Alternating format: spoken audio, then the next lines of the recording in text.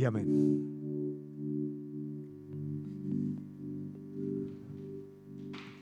Bendito sea nuestro Señor y damos gracias a Dios, como decimos siempre, por este tiempo que Él nos permite edificar un altar delante de Él. En la medida que crecemos en la fe nos vamos dando cuenta que cada uno de los símbolos no son ni más ni menos que sombra y una representación de lo que es Cristo y nuestra vida en plenitud. El crecimiento de nuestra vida espiritual es fundamental para una estabilidad y una victoria continua. La iglesia verdadera es un remanente y ese remanente está compuesto por hombres y mujeres fieles a la palabra de Dios. Como vemos en el libro de Apocalipsis, cada iglesia tenía sus fallas, pero en cada iglesia había un remanente que permanecía fiel. Y nosotros somos los que decidimos qué lugar vamos a ocupar. Si vamos a ocupar el lugar del remanente o vamos a ocupar el lugar de la negociación, de la mezcla, de la indolencia, de la aceptación. Ser parte del remanente implica trabajo. Y como hijos de Dios fuimos llamados a trabajar. Muchos de los fracasos son consecuencias de conceptos de que Dios es un mago que con magia resuelve nuestros problemas, pero Dios es un Padre que con formación hace que sus hijos sean dignos portadores de su gloria. Y eso lleva trabajo. El trabajo no es lo que hago de afuera, eso es simplemente una parte. El trabajo es lo que dejo a Él hacer adentro mío. Ese es el verdadero trabajo espiritual. En esta noche vamos a hablar de algo de esto. El título es Un abismo llama a otro abismo y es el tema del Salmo 42. Vamos a ir primero a la palabra de Dios.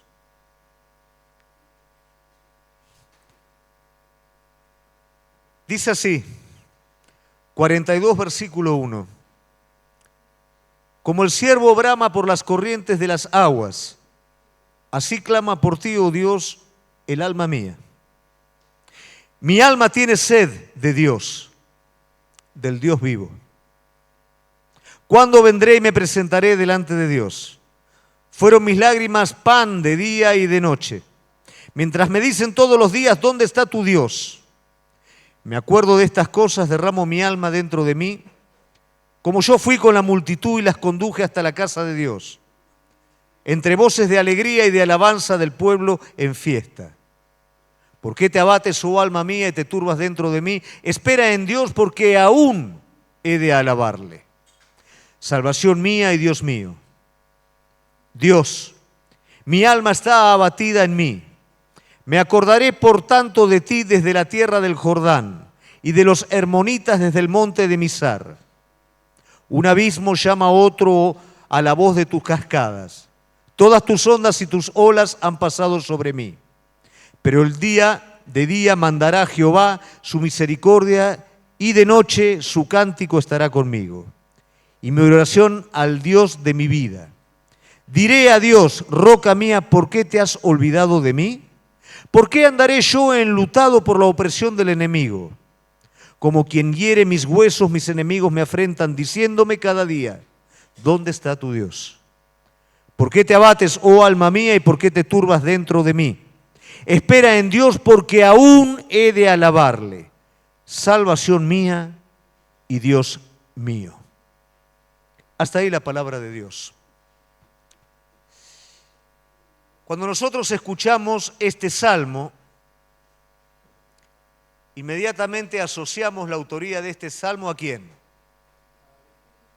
Correcto. Pasa exactamente lo mismo que cuando leemos la carta a los hebreos, inmediatamente asociamos la autoría de los hebreos con Pablo por el contenido. Sin embargo, este salmo, en su gran mayoría, los autores confirman que fue escrito por los hijos de Coré. ¿Quiénes eran los sacerdotes? Mejor dicho, los que cuidaban el templo, porteros, cuidadores y músicos del templo. No son los hijos directos, por supuesto, son los tataranietos de Coré. Y esto es muy significativo para entender un poco el tema de lo que vamos a estar hablando. Coré fue aquel líder que se rebeló contra Moisés. Y por supuesto el juicio de Dios cayó sobre ese líder, la tierra se abrió y Coré fue tragado junto con todos aquellos que se rebelaban con él. Sin embargo, acá hay algo muy particular, y es que los hijos de Coré no murieron. Y aún algo más particular todavía, que los hijos de Coré fueron señalados para guardar y cuidar el servicio del templo, para cargar en ese tiempo el tabernáculo. Eran los porteros, eran los cuidadores. Esto habla claramente de que pese a que su padre estaba en abierta rebelión contra Dios, ellos dijeron: a mi padre yo no voy a seguir en esto. Por más que sea mi autoridad, yo no me identifico con esto. Y de esa manera los hijos de Coré fueron confirmados en su fidelidad. Y en vez de seguir el juicio de sus padres, fueron de alguna manera enaltecidos recibiendo este servicio tan especial. El contenido de los salmos, de este salmo en particular, hace mención de la necesidad de la casa de Dios. Hace mención de la profundidad espiritual, lo cual era propia de ellos. Y en esta necesidad y en esta profundidad queda expreso aquello que el Salmo va a estar dándonos a nosotros, y es cómo desde la necesidad más profunda el salmista va a pasar por un proceso en el cual va a tomar una posición espiritual firme. Y ese tema principal va a estar encerrado en el versículo 7, que es: un abismo llama a otro abismo. El Salmo va a ir dirigido a la profundidad espiritual, y la profundidad espiritual es una necesidad de nuestra vida. Estamos acostumbrados a las cosas superfluas, estamos acostumbrados a la apariencia, pero la profundidad es algo completamente distinto. La profundidad es aquello que no se ve, es aquello que está escondido. Veo una parte, pero no veo la otra. Nosotros lamentablemente somos propensos a las cosas que vemos, a lo superfluo. ¿Por qué? Porque es algo inmediato, porque es algo que apela a nuestros sentidos.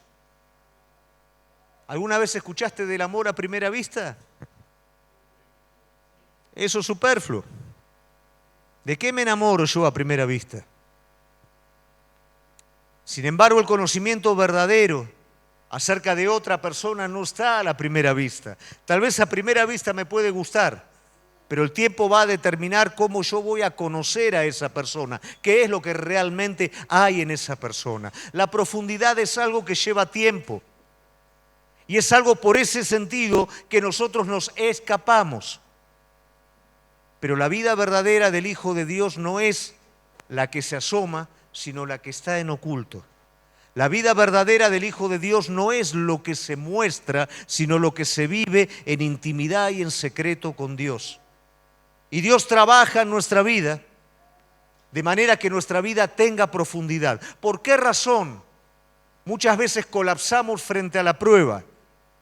Porque es una vida superficial, es una vida a la cual no damos tiempo que trabaje adentro nuestro. Una palabra que esperamos nosotros que haga un efecto mágico y no trabajamos en esa palabra recibida, la aplicamos, la meditamos, la ponemos en práctica 1, 2, 3 veces, la recordamos de nuevo hasta que se haga carácter, sino esperamos que actúe de manera mágica y ya está.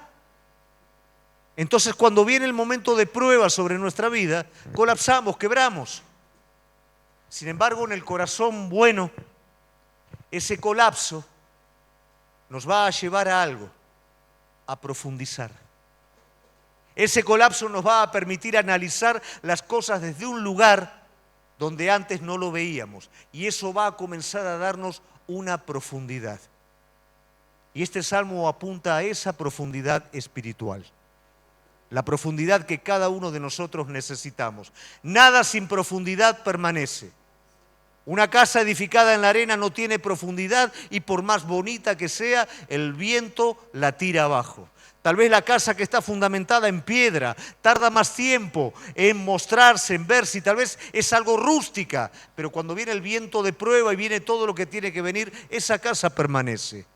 En la vida es lo mismo. Muchas veces mostramos algo, queremos ser conocidos por algo, trabajamos para lo visible. Pero lo más importante es que trabajemos para lo invisible, porque lo visible es solamente una consecuencia de lo que hay adentro. Si lo único que tenemos es lo que se ve, lamentablemente eso no tiene fundamento. Y a la hora de la prueba eso va a colapsar, eso va a caer. Pero cuando hay profundidad, hay seguridad, hay estabilidad y hay victoria. Entonces el salmista nos va a estar llevando desde su necesidad hasta una posición que denota claramente que en su vida hubo una profundidad. Vamos a ir primeramente al punto número 1, y yo puse: el salmista presenta el estado real de su alma. Muchas veces nosotros, frente a la necesidad, presentamos el problema de la necesidad, presentamos nuestra respuesta a la necesidad y reconocemos que ese es nuestro estado. Pero la realidad es que el estado del alma es algo muy profundo. El estado del alma tiene que ver con que ¿qué causa eso en mi vida? ¿Está despertando eso temor, incredulidad? ¿Qué es lo que pasa? La ansiedad del problema no es el estado de mi alma. El estado de mi alma es eso que está pasando, esa dificultad. ¿Qué está produciendo en mí? Eso es un revelador de lo que hay adentro mío. El salmista está presentando una necesidad, pero si vos prestás atención, decímelo vos, ¿cuál es la necesidad que presenta el salmista en primera instancia? Su necesidad de Dios. Porque esa es la necesidad real. Pase lo que pase, problema tras problema, lo que venga no va a ser ni más ni menos que denotar nuestra necesidad de Dios. El salmista no dice ataca a los enemigos, el salmista no dice sacame del problema, el salmista dice mi alma tiene sed de ti en esta situación. Acá en donde estoy, mi alma tiene sed de ti. No es sacame del problema, no es dame una salida fácil, es acá en esta situación, la realidad de mi corazón es que tengo hambre de ti. Y ese es el principio. Eso nos está mostrando una necesidad.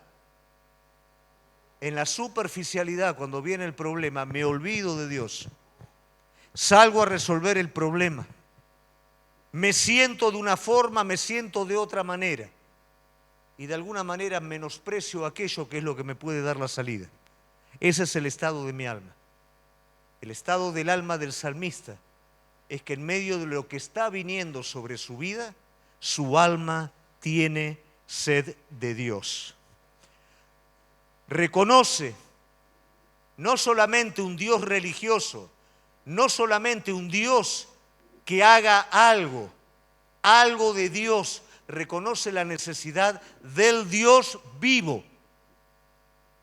Reconoce la necesidad como en el desierto, no solo de agua, no solo de maná, la necesidad que la nube me esté cubriendo, la necesidad que la columna de fuego me esté guiando de noche.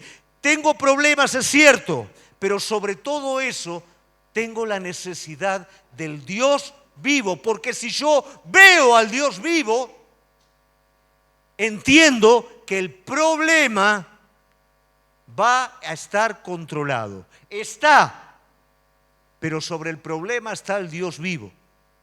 ¿Por qué Jesús puede dormir en la barca cuando la barca está a punto de naufragar y sus discípulos no? Porque Él estuvo en la presencia del Padre y en medio de la dificultad ya sabe, ya entiende que queda mucho por delante y que ese pequeño problema no lo puede destruir. Entonces puede descansar en medio del problema. ¿Está el problema? Por supuesto que está. Pero Él no desespera en medio del problema, porque su corazón está enfocado en el Padre, en el Dios vivo. No los discípulos. Los discípulos, ¿por qué tropiezan? Porque ven la tempestad y no logran ver que Cristo está con ellos tranquilo porque el problema está controlado, sino ven a un Dios indolente, a un Mesías indolente que se está durmiendo en medio del problema. ¿Qué enfoque distinto? ¿Qué enfoque distinto? Ellos estaban acostumbrados a ver las tempestades antes de ver a su maestro primero. Pero el salmista aprendió a ver primero al Dios vivo. Por eso en medio de la necesidad Él tiene hambre, Él tiene sed. Y esa hambre y sed no es que el problema se resuelva, aunque lógicamente quiere que pase. Él primero quiere al Dios vivo. Él primero quiere al Dios que está en control de todas las cosas. Ese es su anhelo, esa es su búsqueda, ese es el estado de su alma. En el Salmo 27, vamos a ver en el versículo 4, que David está pasando el peor momento de asedio, momento que está a punto de perder su reinado. Y en ese momento David no está pidiendo la derrota del enemigo, está pidiendo el anhelo de la casa de Jehová. Está pidiendo: Señor, anhelo estar en tu casa, en tu presencia, mientras está peleando contra el enemigo. No le dice: Señor, matalo a este. No, está diciendo: Señor mío, anhelo, en medio de la batalla y de la pelea, anhelo estar en tu casa, en tus atrios, en tu presencia. Hambre del Dios vivo. En medio de la situación no dicta el grado en el que el Señor está con nosotros. El Señor siempre está con nosotros y aún más cerca en medio de la peor de las situaciones. Pero nosotros no lo estamos viendo a veces. Hambre del Dios vivo en medio de lo que se está viviendo. Él reconoce su abatimiento como algo que no es natural. Una persona con profundidad no mezcla todo. Dios está cerca porque lo siento, está lejos porque no lo siento, me bendice porque me va bien, me maldice porque me va mal. Él está viendo que hay algo que no es normal. ¿Por qué te abates, alma mía? ¿Por qué te turbas dentro de mí? Está pasando algo raro acá. Porque mi espíritu responde a Dios. Entonces esto raro que está viniendo, ¿de dónde viene? Una persona con profundidad entiende que cuando la ansiedad, la incredulidad, el miedo viene sobre su vida, eso no es normal. Eso no está bien. Eso apunta a sacar mi vida del reposo en Dios. Entonces lo ve como algo antinatural. La persona que no tiene profundidad lo toma a su vida como algo natural. Y es esclavo de eso, no pelea contra eso, sino se deja llevar por eso. Y no estoy bien por lo que me está pasando.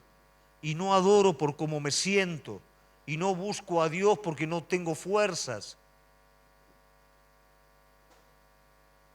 El salmista está diciendo: esto no es normal.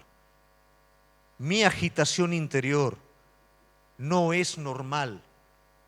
¿Por qué? Y habla consigo mismo. No habla como dicen los enemigos: ¿dónde está tu Dios?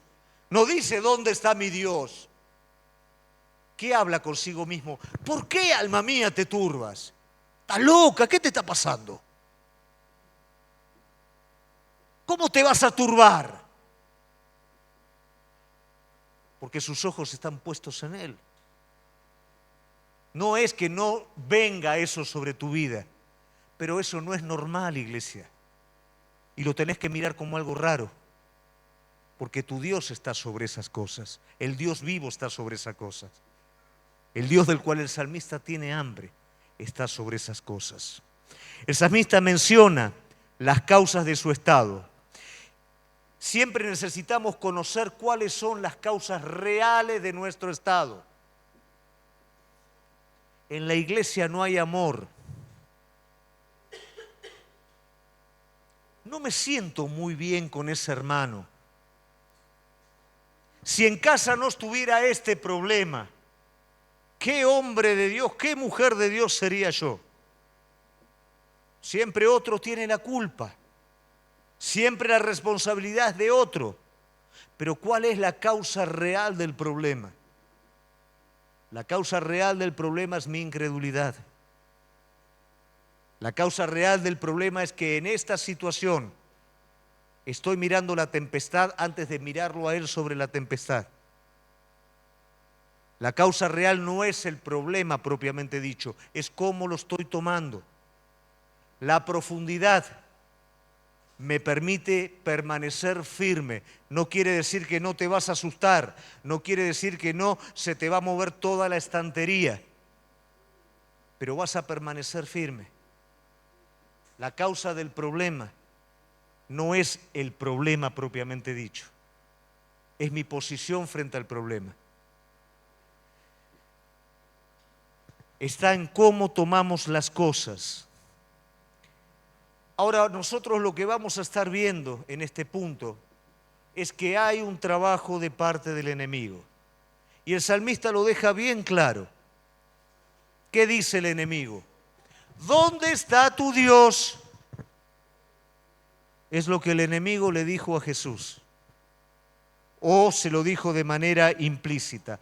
¿Dónde está tu Dios en medio de esta situación? ¿Dónde está tu Dios? El problema no es cuando el enemigo lo pronuncia. El problema es cuando el enemigo te lo hace pronunciar a vos. ¿Dónde está tu Dios? En el momento de la dificultad, Él va a venir con el fin de correrte del camino, con el fin de que renuncies, con el fin de que la incredulidad se convierta en tu Señor, en tu ídolo, y vos te dobles delante de Él. ¿Dónde está tu Dios? Tu Dios no es como lo que te pasa y cómo te sentís. Tu Dios está en todo momento. El Dios vivo permanece para siempre. Y ¿sabes una cosa? En el peor momento es cuando más cerca está. Porque es Él el que está profundizando tu vida. ¿Por qué razón? Porque una vida sin profundidad es una vida que va a colapsar en el momento del conflicto. Es una vida de apariencias. Es una vida que no tiene fuerza. Es una vida que no tiene fruto. Y es una vida que te va a dejar más triste que antes. Entonces un padre profundiza la vida de su hijo.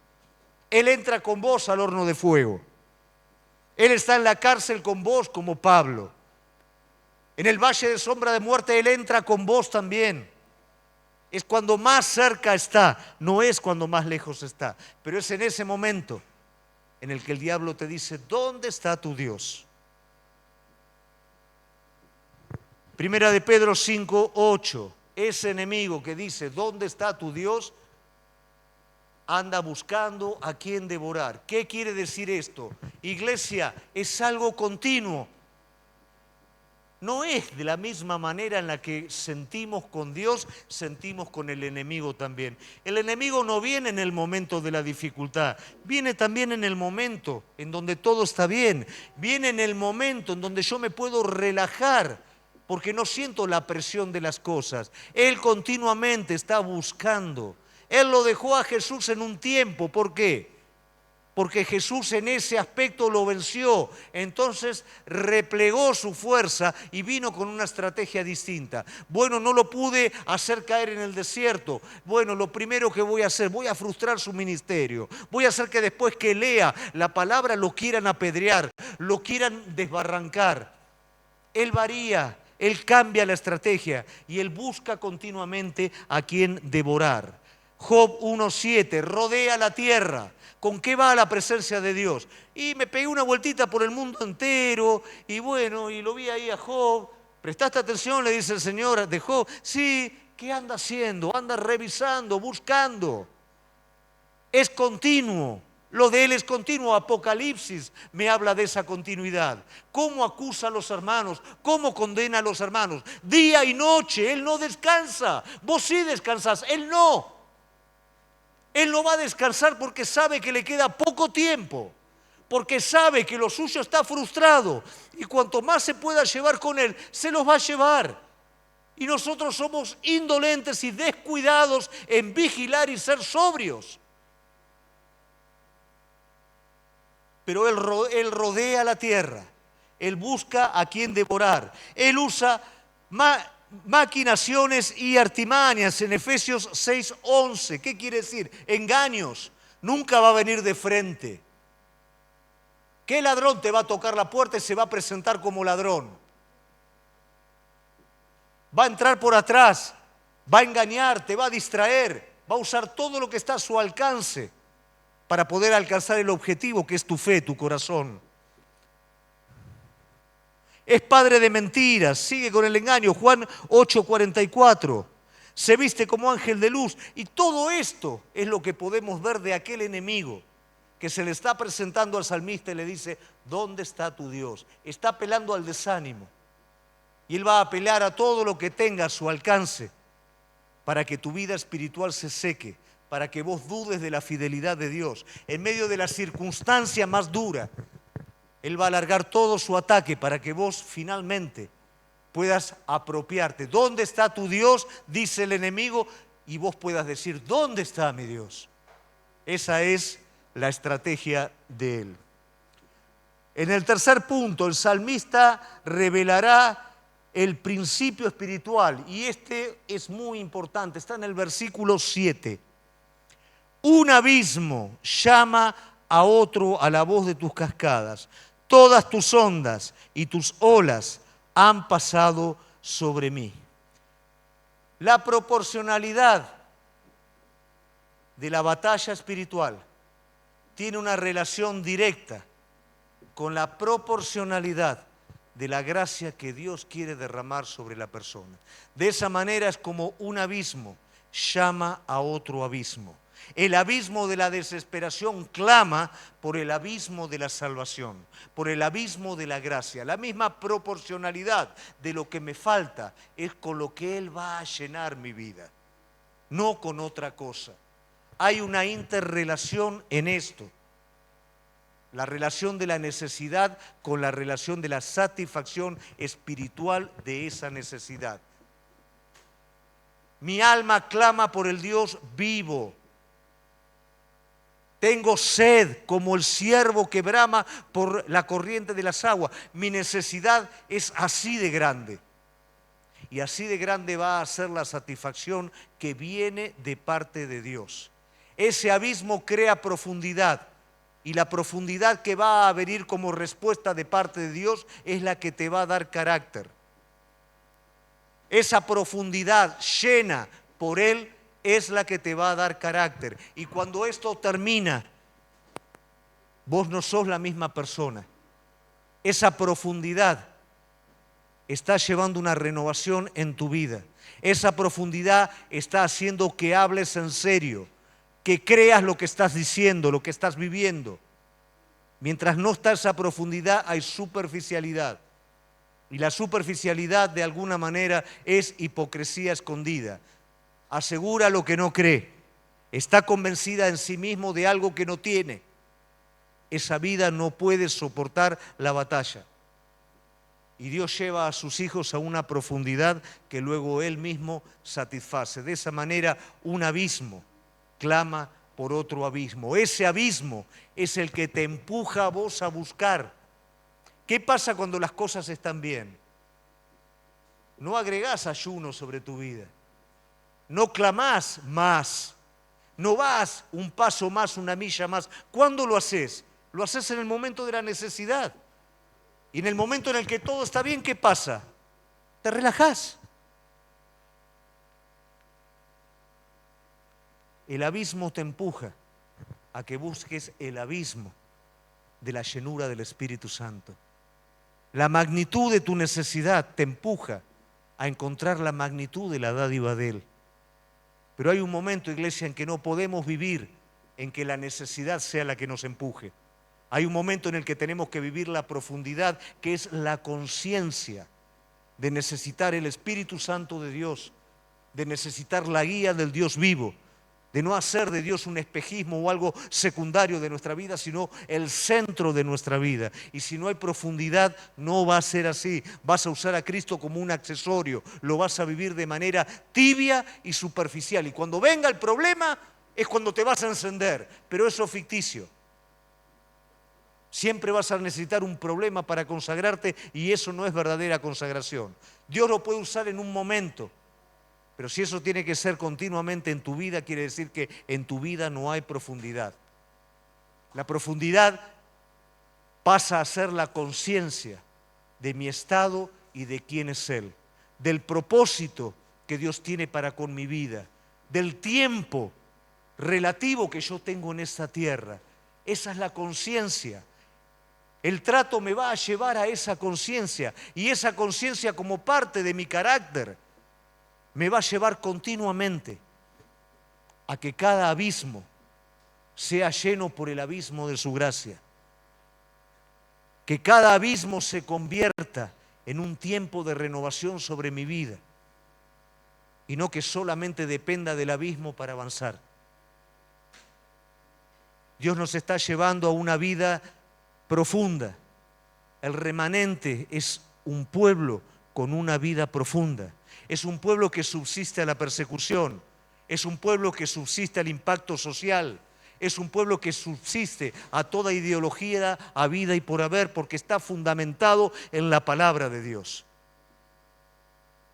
Nosotros vamos a ver en la parábola del sembrador por qué fracasan las 3 primeras semillas. Porque no hay profundidad. ¿Por qué el enemigo arrebata la primera? Porque está ahí cerquita del piso. Todas echan follaje, pero ninguna se puede mantener porque no tiene raíz, no tiene profundidad. Salvo la última, ¿y sabés por qué? Porque la última sí tiene profundidad. Y la última probablemente fue la última en asomar sus tallos, fue la última en asomar. ¿Por qué? Porque esa última estaba haciendo el proceso de la raíz.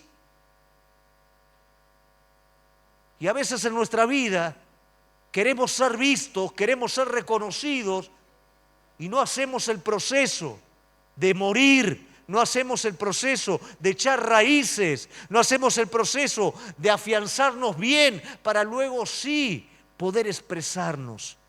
Sin raíz no hay árbol, no hay fruto. La primera es arrebatada por el enemigo porque faltó conocimiento. Faltó respuesta. La segunda es quemada o es ahogada por los espinos. La otra es quemada, ¿por qué? Faltó, no se afianzó, no hubo raíces. Hubo apariencia, pero no hubo profundidad.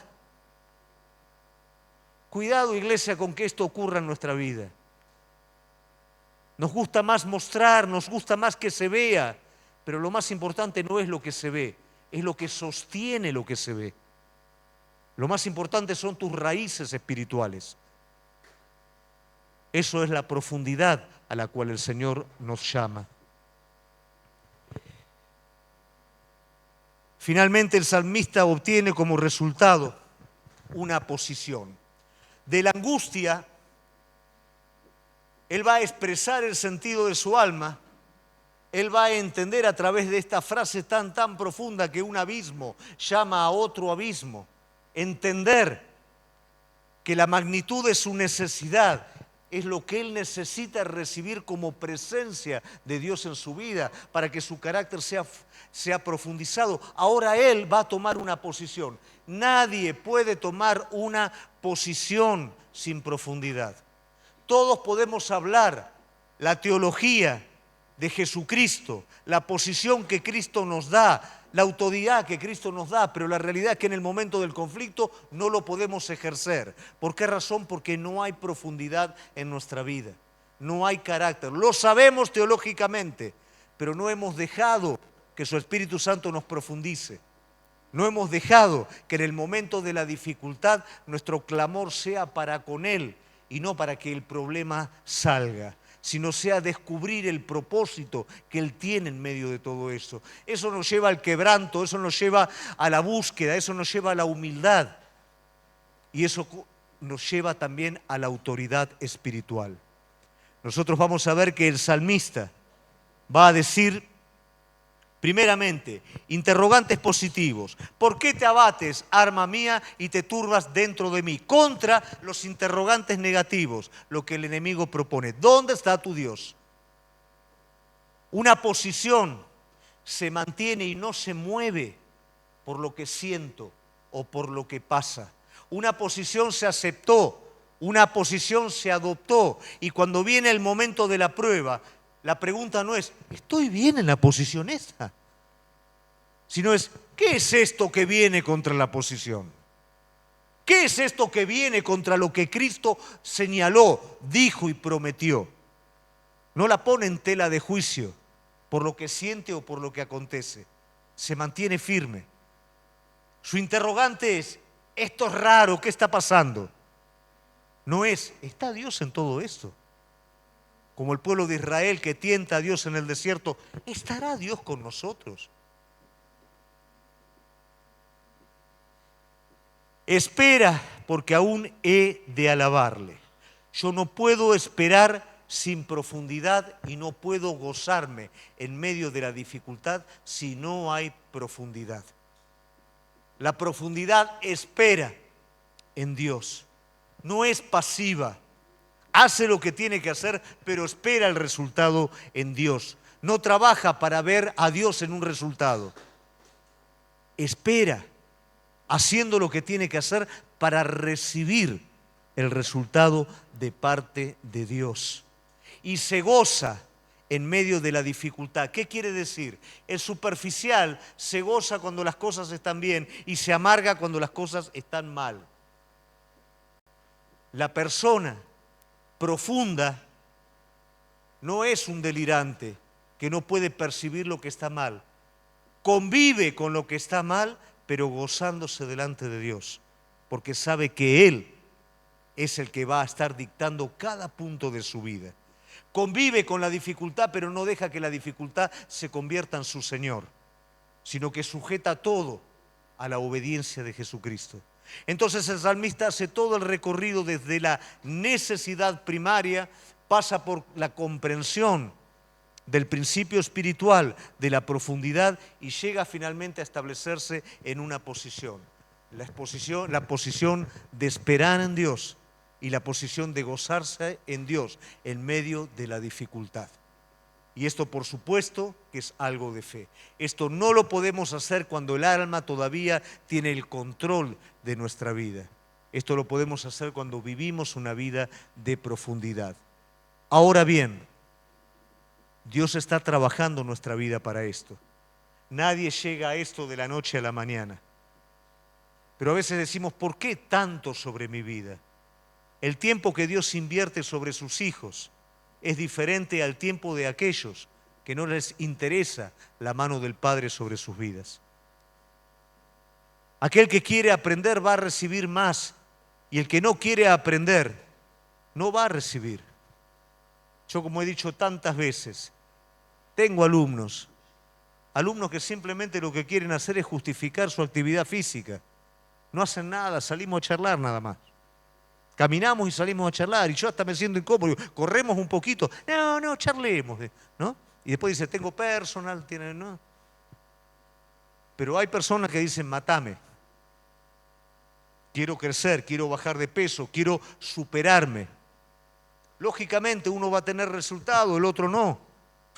Ahora, mirá si el que me dice matame, dice, ay, pero me estás haciendo sufrir. Dios no se goza en el sufrimiento nuestro. Lo que sufre en nuestra vida, iglesia, es la carne cuando Dios trabaja en nuestro espíritu. La carne que quiere hacer lo que quiere, la carne que quiere vivir a su antojo, bajo sus criterios, bajo su gobierno, esa es la que sufre. Pero cuando Dios profundiza en nuestra vida, el Espíritu es el que se empodera. Y hoy nosotros no necesitamos emocionalismo, necesitamos posiciones definidas, porque hay un mundo que se está perdiendo. Hay un mundo que está siendo esclavo de lo que se está viviendo. Hay un mundo que cada vez está descreyendo más. Y gran parte de ese descreimiento es por la superficialidad de la iglesia. Hay un mundo que está pidiendo de la iglesia una alternativa definida, un remanente que viva de una manera definida. Y somos nosotros los que vamos a decidir si vamos a vivir en victoria, vamos a vivir en la posición que Cristo nos da, y a través de esa posición nosotros vamos a hacer un testimonio al mundo, o vamos a vivir una vida fluctuante, una vida de superficialidad, que por más que vengamos acá y nos sintamos bien, no tenemos la profundidad capaz de sostener un árbol con fruto verdadero. Esa es la decisión de cada uno de nosotros. Yo en esta noche te invito, mientras adoramos al Señor, a que el Espíritu Santo, o le digas al Espíritu Santo: Señor, yo te pido que a través de esta situación que me estás tocando vivir, primeramente satisfagas mi hambre con tu presencia, y que esa necesidad tan profunda que estoy teniendo adentro, la llenes vos. Ese abismo que está adentro mío pueda ser cubierto por el abismo de tu gracia. Amén. Te invito a ponerte de pie.